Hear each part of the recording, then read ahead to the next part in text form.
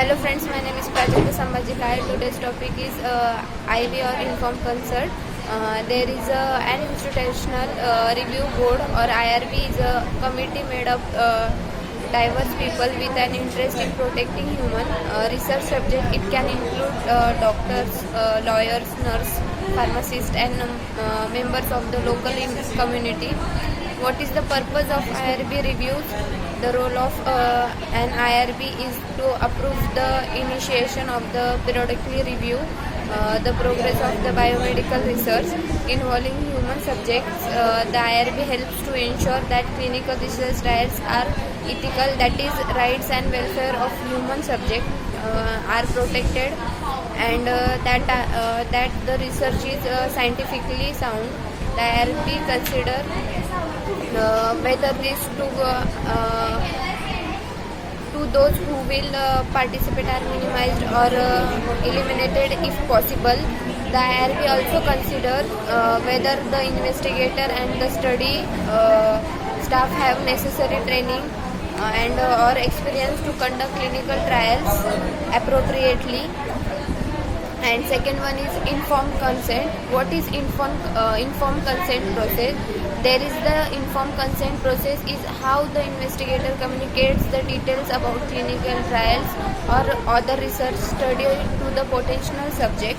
The IRB reviews the informed consent process to help to make sure that the study details are communicated in language that is readily understandable to the person who may volunteer to be research subject.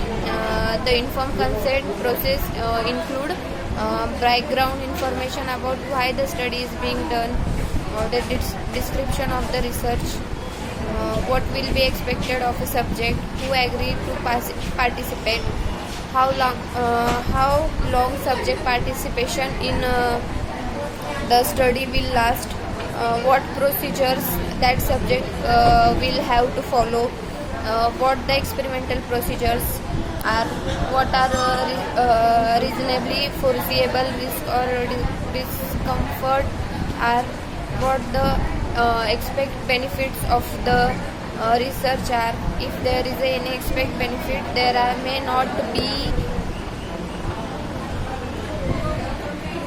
What the alternatives to participation in the research study are, how confidently of records identifying the subject will be maintained, an explanation of whether any compensation and whether any medical treatment are available if injury occurs, whom to contact if there are any problems, whom to contact if there are any questions about the research, and the research subject rights, assurance that participation is voluntary and that the refusal to participate will involve the no penalty or loss of benefits to which the subject is otherwise initiated, and the subject may discontinue at any time without penalty or loss of benefits to which the subject is otherwise initiated.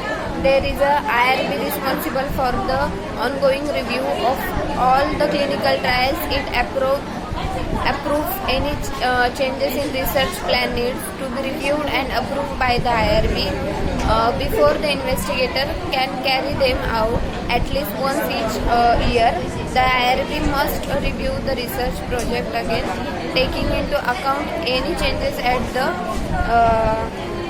IRB.